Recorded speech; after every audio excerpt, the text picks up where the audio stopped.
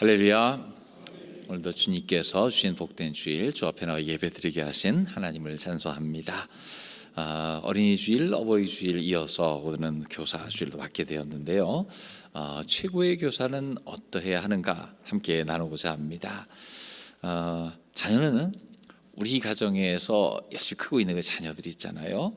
하나님 주신 선물이고 상급이고 좋은 무기와 같다. 오늘 이 말씀에서는 그렇게 이야기하고 있어요. 근데 그런 자녀가 스스로 자랄 수는 없습니다. 그래서 부모가 존재하고 그를 사회화시키고 교육하는 일환으로 교사가 존재합니다. 여러 교사들을 만날 수 있지만 아이에게 있어서 인생의 가장 중요한 기초를 가르쳐주는 그 역할을 감당한 부모가 최고의 교사가 되어야 될 줄로 믿습니다. 자녀를 하나님께 선물이자 상으로 주셨습니다. 그러면 이 자녀들을 잘 기르는 건 부모의 사명이고, 또 부모가 사명을 감당하기 위해서 또 중요한 모범을 볼 수 있어야 됩니다. 부모는 참 힘든 자리인 것 같아요. 부모가 되긴 하지만 부모 되는 법을 누가 상세히 가르쳐 주는 건 없어요. 배운다고 해도 잘 되지도 않아요. 왜냐하면 이론으로는 안 되고 부딪혀서 알아가야 되기 때문에 그렇죠. 그래서 부모 된 자로서는 항상 부족함과 한계를 느끼게 됩니다. 그럼에도 우리가 생각할 건 그겁니다. 그 부모도 누군가를 보고 배워서 부모가 되었습니다. 부모에게 꼭 필요한 건 더 좋은 부모입니다. 그런데 우리나라 사회 속에서 가부장제 가운데서 부모가 좋은 역할 모델이 되어주지 못한 경우가 참 많아요. 그러다 보니까 부모의 좋은 모델을 보지 못하고 자녀를 낳은 그런 경우가 꽤 많다는 겁니다. 그런 의미에서 정말로 좋은 부모의 모델을 찾아야 되는데, 여러분, 그 모델은 하나님께서 아버지 되어서 우리에게 보여주시는 줄로 믿습니다. 인간의 이론과 수고만으로는 결코 부모를 감당할 수 없어요. 그래서 하나님에게서 진짜 아버지를 만나고 부모의 역할을 배워야 된다는 겁니다. 그리고 자녀를 대할 수 있어야 되겠지요. 오늘은 최고의 교사로서 부모가 감당할 역할에 대해서 함께 나누고자 합니다. 먼저 우리는 자녀를 맡았으면 해야 될 정말로 중요한 책임, 여러분, 기도로 양육해야 된다는 겁니다. 가정을 책임지는 부모가 할 수 있는 최선의 행동은 자녀를 위해서 기도해 주는 겁니다. 마태복음 7장 7절 8절에 보면 우리가 잘 아는 말씀이에요. 같이 읽어보겠습니다. 구하라 그리하면 너희에게 주실 것이요, 찾으라 그리하면 찾아낼 것이요, 문을 두드리라 그리하면 너희에게 열릴 것이니 구하는 이마다 받을 것이요, 찾는 이는 찾아낼 것이요, 두드리는 이에게는 열릴 것이니라. 자, 여기서 보면은요, 하나님의 원리를 가르쳐 주고 계시죠. 구해라, 찾아라, 문을 두드리라. 하나님의 성품은 어떤 분이냐면요, 매우 인격적인 분이시라고 그랬어요. 그러니까 억지로 찾아가서 뭔가를 강요하는 분이 아닙니다.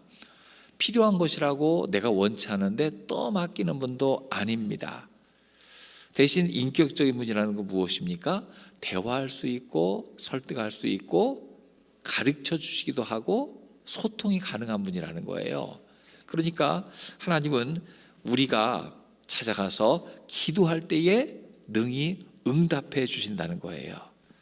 그러므로 하나님께 나의 가정을 돌보아 달라 전심으로 의뢰할 때 하나님이 지켜주신 줄로 믿습니다. 하나님께서 가정의 리더로서 부모를 세우셨거든요. 부모가 기도로 가정의 문을 열고 하나님을 초대하면, 리더의 권위로 하나님을 초대하면 하나님은 가정의 주인이 되셔서 다스려 주시고 도와주시고 가르쳐 주신다는 거예요. 때때로 부모는 자녀의 문제에 대해서 무능력함을 깨닫게 되죠.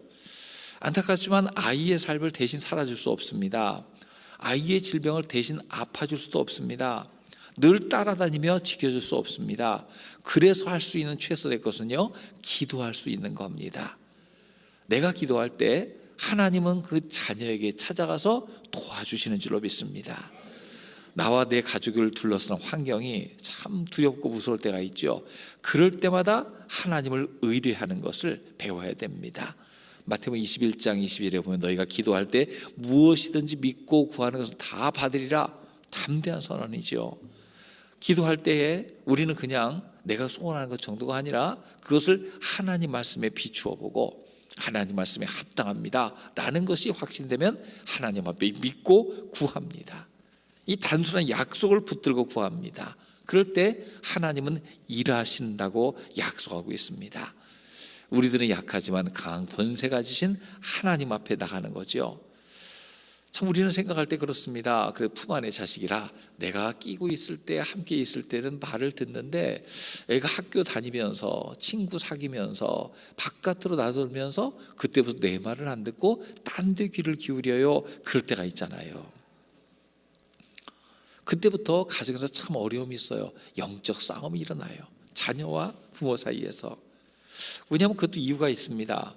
고린도서 10장 4절 5절을 보면 우리의 싸우는 무기는 육신에 속한 것이 아니고 견고한 진도 무너뜨리는 하나님의 능력이라. 자, 우리 이런 무기가 있어요. 근데 이 무기로 모든 이론을 무너뜨리며 하나님을 아는 것을 대적하여 높아진 것을 다 무너뜨리고 모든 생각을 사로잡아 그리스도에게 복종케 하니. 자, 이 말씀을 잘 보면요, 우리 아이들이 성장해 가면서 세상에서 배우는 것들이 무엇인가 하는 걸 보여주고 있습니다. 하나님을 아는 것을 대적하여 높아진 것을 배웁니다. 모든 세상의 생각들을 배웁니다. 그런데 이것을 사로잡아 그리스도께 복종하게 할 수 있는 능력이 우리에게 있다는 거예요. 하나님 이 능력을 우리에게 주신 줄로 믿습니다. 애들 보면 그렇습니다. 부모 말 안 듣고 세상의 영향을 강하게 받습니다. 친구의 말을 더 신뢰합니다. 자기 의지를 꺾지 않습니다. 세상에서 영향받은 이론과 생각들이 머리에 자리 잡고 있습니다. 장성하면 더더욱 그렇죠. 세상 문화에 익숙해서 이제 아버지는 이런 것도 몰라요 그러면서 부모를 가르치려 듭니다. 그리고 이때 좌절하거나 넘어지면 안 됩니다. 오히려 대신 자녀들을 위해서 기도해 줘야 될 줄로 믿습니다. 하나님, 이 아이가 세상의 영향을 강력하게 받아서 이제 나의 부모의 훈계가 아니라 하나님의 법이 아니라 자기가 경험한 것대로 살려고 하는데 하나님 이 어리석음을 벗어나게 해 주옵소서. 성령을 부어주시고 하나님의 지혜를 깨닫게 해 주옵소서. 기도해야 됩니다. 우리가 기도할 때 성령님께서 일하셔서 그 아이의 마음속에 숨겨져 있는 미련함을 벗겨주실 줄로 믿습니다. 부모가 기도해야 돼. 자녀에게 성령을 부어달라고, 그 심령을 변화시켜달라고 기도해야 됩니다. 자녀에게 가장 큰 위협은요, 외부 여건이 아니라 그 마음속에 도사리고 있는 거예요. 아무리 큰 소리치고 아무리 술특해도 아이들이 변치 않습니다. 그러므로 기도하면서 성령께서 그 심령 가운데 직접 역사하시도록 하나님 도와주옵소서. 이런 기도가 꼭 필요한 겁니다. 자녀를 기르면서 그래서 참 필요한 가장 기초 작업이 뭐냐면요, 자녀들에게 하나님의 자녀의 정체성을 강력하게 심어주는 것인 줄로 믿습니다. 그럴 때에 어떤 위기 가운데서요 하나님이 지키시기에 그는 어긋나지 않습니다. 예수님 부모가 예수님을 성전에 두고 자기도 모른 채 일행 가운데 있겠거니 하고 집으로 간 적이 있어요. 가다가 찾아보니까 아이가 보이지 않아요. 큰일 났다 생각하면서 찾다가 거슬러 오다가 결국 성전에 가보니까 예수님이 거기 계셨어요. 근데 예수님 뭐라고 하십니까?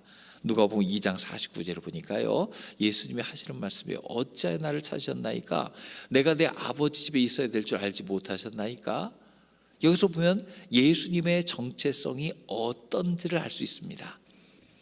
이 성전은 아버지의 집이고 내가 하나님의 자녀인데 가장 안전한 곳이 여기다. 중간에 어디서 이러는지 모르지만 그는 아버지 집을 찾아와서 여기 있으면 안전하다. 10대 초반쯤 됐을 거로 생각하는데요, 그런 가치관이, 정체성이 분명했던 걸 볼 수가 있어요. 일반적으로 반항하고 사춘기 뭐 그런 시기인데 하나님의 자녀로서의 정체성이 분명했어요. 자기가 누구인지 어디 있어야 되는지를 정확히 알고 있었습니다. 사춘기 시절은 정체성을 확립하는 시기잖아요. 여러분, 그때 자녀들에게 하나님의 자녀로서의 정체성을 강력하게 심어주길 주의 이름으로 축원합니다. 그러면 길을 잃든지 어디 놓고든지 어떤 문제라도 그를 넘어뜨릴 수 없습니다. 어디 가야 안전한지를 알기 때문에 그렇죠. 계시록에 보면은 하나님 앞에 금 향단이 놓여 있고요, 향로가 있었다고 했어요. 거기 향이 피어오르는데 그 향은 성도들의 기도들이라 그렇게 나와 있어요. 여러분, 그 향에는 분명히 눈물로 기도한 엄마의 기도가 있을 줄로 믿습니다. 탄식하며 기도한 아버지의 기도가 있을 줄로 믿습니다. 근심 가운데 충보한 선생님의 기도도 더해지는 줄로 믿습니다. 포기하지 않는 이런 기도가 쌓일 때에, 중보가 더할 때 기도는 응답되어 자녀는 치유받고 높임받고 돌아와 복의 근원으로 쓰임받을 줄로 믿습니다. 응답이 더디다고 중간에 기도를 포기하는 사람이 있습니까? 다시 시작하셨으면 좋겠어요. 다시 쌓아야 될 줄로 믿습니다. 내 눈으로는 응답을 보지 못해도 기도는 사라지지 않고 언젠가 때가 되면 아름답게 응답이 이루어질 줄로 믿습니다. 나는 죽어도 기도는 죽지 않고 역사합니다. 사단이 무엇을 우리를 두려워하겠습니까? 한 사람 한 사람이 두려워 떨겠습니까? 사단은 우리가 두렵지가 않아요. 하지만 마귀는 기도하는 사람은 두려워한다고 했어요. 왜냐하면 그 기도가 하나님과 연결되니까. 사단은 하나님을 두려워합니다. 나는 두렵지 않아요. 그런데 내가 기도로 하나님과 연결되어 있으면 사단은 두려워 떨게 돼 있어요. 기도하며 하나님의 능력을 받아 싸우는 것, 이것을 영적 싸움이라고 하죠. 우리 가정 내에서도 영적 싸움이 있습니다. 하나님의 법이 선포되고 지켜지느냐, 아니면 세상의 유행이 들어와서 그 자리를 차지하느냐. 늘 하나님 말씀이 중심에 있음으로 말미암아 이 모든 문제를 해결받고 살아가길 주의 이름으로 축원합니다. 기도로 자녀를 도우는 것이 최고의 도움인 것을 우리는 깨닫게 됩니다. 또 하나, 악순환을 좀 끊어줘야 될 필요가 있습니다. 자녀 교육에 대한 분명한 정체성을 가지고 악순환을 끊어줘야 돼요. 한국의 자녀 교육 과정에서 이루어지는 오래된 악순환들이 있어요. 헛되고 무익하지만 도무지 끊어지지 않고 반복되는 것들이 있습니다. 대표적인 것이 아이들을 공부하는 것에 관한 거예요. 아니, 공부는 해야죠. 공부 좋아하고요, 저도 책을 끼고 살고 늘 학습하기를 그치지 않습니다. 이런 공부는 평생 계속되는 건데, 문제는 공부가 아니라 성적에 너무 목을 맨다는 거예요. 제가 이 지역에 와서 우리 아이들 좀 아직 학교 다닐 때 와갖고 제일 마음에 들었던 것이 뭐냐면, 학교가 억지로 공부를 안 시킨다는 것이 마음이 들었습니다. 이 얘기하면 어떻게 생각할지 모르겠어요. 인천 서구 지역이 그 학업 성취 능력이 전국에서 조금 많이 뒤진다는 얘기를 들었어요. 근데 저게 마음이 들었어요. 이게 뭔 얘기냐고요? 좀 이상하게 생각할지 모르겠는데, 공부는 스스로 해야지 억지로 시켜서 하면 별로 이 도움이 안 돼요. 제가 대전에 목회하고 있을 때 주변에 학교들, 미션스쿨도 있고 뭐 큰 학교도 있고 여러 학교 있었거든요. 근데 제가 참 보면 안타까운 게 뭐냐면, 밤 9시, 10시쯤만 되면 거기에 버스들이 그냥 줄줄줄, 봉고차가 줄줄줄, 그 차가 막힐 정도로 있다가 애들 다 실어 가요. 아유, 애들이 자습하느라 고생하고 집으로 실어 가는구나 생각했는데, 집에 가는 애들도 있지만 다수가 학원으로 2차를 가요. 12시, 1시쯤 집에 간대요. 저게 뭐 하는 짓이야. 저희 때도 좀 그 늦게까지 공부하고 그런 것이 있었지만, 이건 좀 심한데, 이건 아닌데, 그런 생각이 들었어요. 그렇게 열심히 공부해 성적을 올려가지고요, 진짜 성공이 다가올 수 있을까요? 한 그레이드 남들이 알아주는 대학 간다고 진짜 행복할까요? 제가 살아보니까 그렇지는 않은 것 같아요. 그렇게 머리 터지게 공부하면 미래가 보장됩니까? 그 아이가 성공하는 것 같지도 않아요. 그럼 왜 공부에 목숨을 겁니까? 보니까 불안해서 그래요. 남들 다 하는데 안 하면 떨어질까 봐 불안해서 그래요. 우리의 일상이지만 해외에서 보면 해외 토픽감으로 우리나라 공부하는 것이 소개된다고 그래요. 불안해서 그래요. 근데 그럴 때마다 부모는 어떤 마음을 갖고 있어야 됩니까? 여러분, 하나님의 마음을 품어야 되고 성경을 근거로 확신을 갖고 있어야 될 줄로 믿습니다. 시편 127편 1절 2절 보면 이런 말씀이 있어요. 오늘 같이 읽었던 말씀이잖아요. 여호와께서 집을 세우지 아니하시면 세우는 자의 수고 헛되다. 역의 성을 지키지 아니하시면 파수꾼의 깨어 있음이 헛되다. 일찍 일어나고 늦게 누우며 수고의 떡을 먹으면 헛되다. 요즘 우리나라 사회가 이런 헛된 것을 너무 따라가는 것 같아요. 물론 공부하지 말라는 얘기는 아니에요. 그런데 억지로 시키는 것이 아니라 공부의 필요성을 느꼈을 때 그때 밀어주면 되는데, 아이들에게 모든 것을 다 쏟아 부었다가 나중에 늙어서 빈곤에 빠지는, 너무 지나친 교육으로 인해서 경제 구조가 왜곡되는 그런 현상이 우리 가운데 나타나고 있잖아요. 말씀대로 하나님이 세우지 않으면 그 수고는 헛되게 돼요. 하나님이 지켜주지 않으면요, 깨어 있어도 헛돼요. 일찍 일어나고 늦게 누우면 수고의 떡을 먹어도 헛돼요. 부모가 계획하고 이대로 될 거야, 어디까지 가야 돼, 아무리 밀어붙인다고 해도요, 나중에 그것이 다 헛된 걸로 밝혀진 거예요. 교육열과 이런 것이 가장 심각하다는 강남 쪽에 보면은요, 제일 성행하는 것이 두 가지가 있다고 하는데, 첫 번째는 학원이 그렇게 성행하고, 두 번째는 정신과가 그렇게 성행한대요. 특별히 소아정신과가 아주 문전성실합니다. 견디다 못해 장애가 오는 거예요. 부모가 자녀를 만들 수 있습니까? 행복하지도 않잖아요. 억지로 따라오다가 어느 순간 한계를 맞습니다. 자녀들이 이런 악순환을 스스로 끊을 수 있습니까? 안 돼요. 부모의 역할이 중요해요. 부모는 하나님 말씀에 기본하여 단단한 정체성을 갖고 있어야 됩니다. 시편 94편 11절을 보면 여호와께서 사람의 생각이 허무함을 아시느니라. 어떤 것이 허무한 것이고 어떤 것이 중요한지를 깨닫고 있어야 돼요. 부모의 과욕을 버려야 됩니다. 우리 아이들은요, 부모의 소유가 아닙니다. 잠시 부모에게 맡겨 주었을 뿐입니다. 이 아이들의 주인은 하나님인 줄로 믿습니다. 그럼 자녀가 주어졌을 때 부모의 교사된 책임 무엇입니까? 이 자녀를 하나님의 자녀로 잘 만들도록 길을 열어주고 도와주는 것, 이것이 정말로 중요한 것이죠. 그러면 하나님을 잘 알고 섬기게 되면요, 하나님 말씀 따라 효도하는 자녀가 될 줄로 믿습니다. 그래서 말씀을 신뢰해서 사람들이 다 가는 큰 길, 큰 문이 아니라 사람들이 외면한 좁은 길, 좁은 문으로 가도록 인도하는 것, 하나님 말씀 붙들 때만 할 수 있는 실천입니다. 그래서 부모가 먼저 모범을 보여야 돼요. 세상의 악한 문화 때문에 고민하고 하나님의 뜻을 찾는 모습을 보여줍니다. 세상과 타협하는 모습이 아니라 말씀 때문에 좁은 길 가는 모습을 삶으로 보여줘야 될 줄로 믿습니다. 남들과 똑같은 사람이 세상을 변화시킬 수 없습니다. 남다른 삶을 사는 사람이 세상을 바꿀 수가 있게 되지요. 여러분, 하나님 말씀에 근거하여 정결하게 사는 남다른 삶이 있길 주의 이름으로 축원합니다. 좁은 길 가는 모습, 부모의 가치관, 선택이 어디에 근거해 있는지 하나님 말씀에 근거해 있다, 이거를 보여줘야 될 줄로 믿습니다. 그래서 세상의 악순환을 그리스도인들이 연합해서 끊어내야 될 줄로 믿습니다. 그러면 애들 공부도 대충 가르치라, 대충 가르치는 게 아니에요. 열심히 하도록 하되 세상 사람들이 하는 거와 똑같이 하지 말자는 얘기죠. 근데 중요한 것은요, 부모의 마음에 하나님 뜻 따라 살 때에 주는 놀라운 평강을 누려야 된다는 거예요. 남들처럼 안달복달하지 않는데 하나님 앞에 맡기고 믿음으로 살 때에 오히려 부모가 평안을 누리게 될 줄로 믿습니다.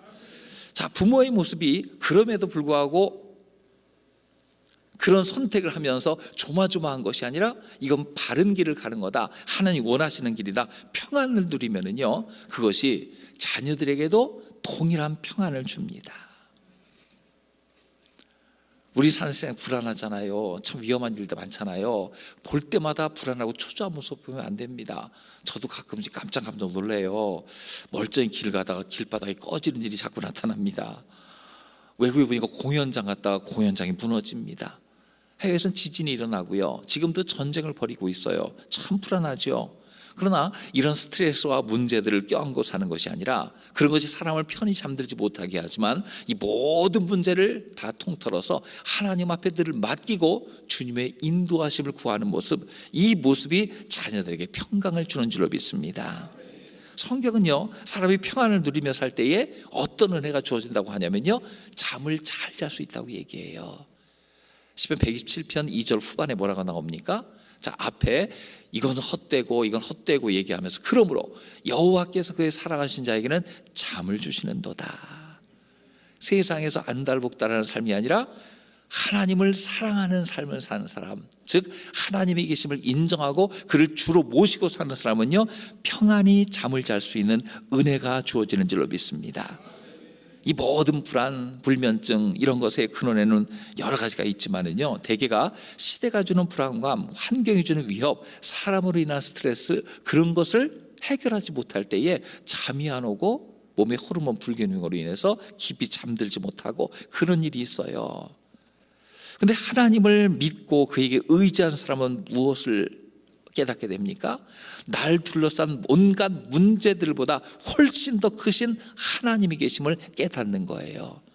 그 문제도 늘 따라다니지만 문제보다 더 크신 하나님이 나의 편에서 나를 도우신다, 이걸 깨닫는 겁니다. 그분은 졸지도 아니하시고 주무시지도 아니하시고 나를 지키신다, 깨닫는 겁니다. 그러므로 두려움과 스트레스에 잘못 이루는 것은요, 깊이 살펴보면 그 하나님에 대한 불신앙이 있기 때문이다, 그렇게 볼 수가 있어요. 하나님 앞에 다 맡기지 못하고 내가 해야 된다는 과도한 책임감이 있기 때문인 경우가 참 많다는 거예요. 하나님이 나를 지극히 사랑하신다면 하나님이 나를 위해 일하심도 믿으시길 주의 이름으로 축원합니다. 이 평안을 누리는 부모, 그 부모 가운데 하나님께서 자녀를 잘 되게 하십니다. 시편 127편 3절, 4절, 5절을 쭉 같이 보면은요, 이 앞에 잠을 주신다라고 한 다음에 자식 얘기를 꺼내요. 자식은 여호와의 기업이요 태의 열매는 그의 상급이로다. 젊은 자의 자식이 장사의 순이고 화살 같으니 이것이 그의 화살통에 가득 차는 자는 복되도다, 쭉 얘기가 나온단 말이에요. 아니, 부모가 평안하게 잠 잘 자는 거와 자식이 무슨 연관이 있습니까? 저는 굉장히 깊은 연관이 있다고 생각을 해요. 부모가 하나님 믿고 하나님을 의지하여 평안한 삶을 사면은요, 자식들도 평안하고 그의 삶에 열매가 더해질 줄로 믿습니다. 이 말씀 잘 보면은요, 자식이 여호와의 기업이요 태어난 그 상급이로다. 그 부모는, 평안히 잠자는 부모는 왜 어떤 사람이에요? 자식이 여호와의 기업인 줄 아는 사람이에요. 태의 열매는 하나님의 상급인 줄 아는 사람이에요. 그 자식이 장사의 수중에 화살 같습니다. 화살이 있습니다. 화살은 전쟁 때 쓰여지는 거예요. 그러면 화살이 제대로 쓰여지려면 중요한 것, 화살을 쏘는 사람이 훈련을 잘 받고 담대해야 됩니다.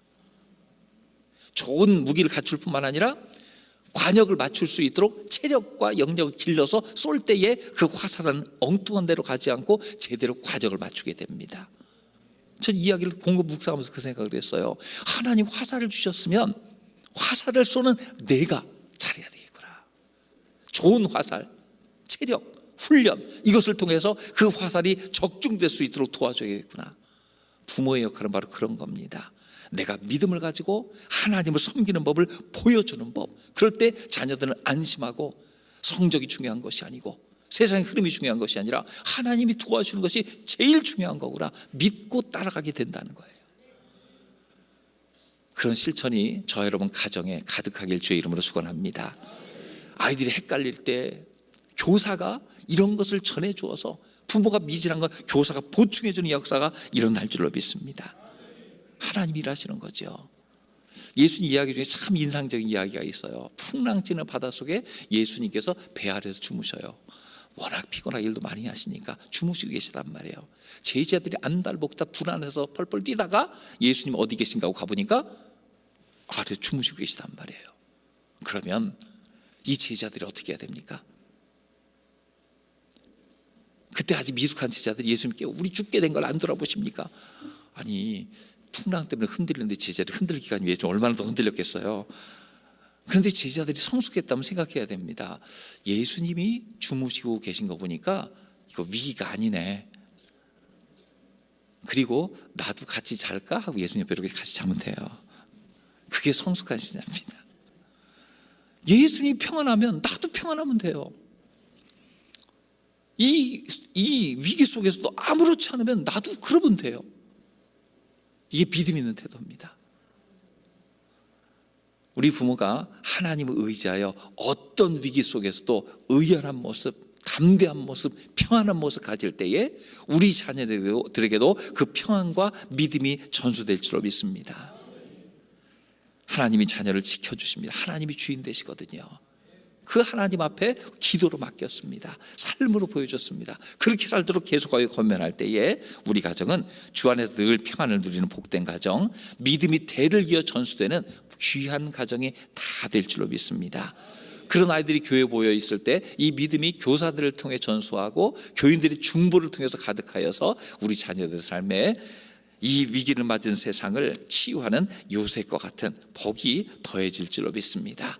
이런 믿음 가지고 살아가는 우리 모두가 되시기를 주의 이름으로 축원합니다.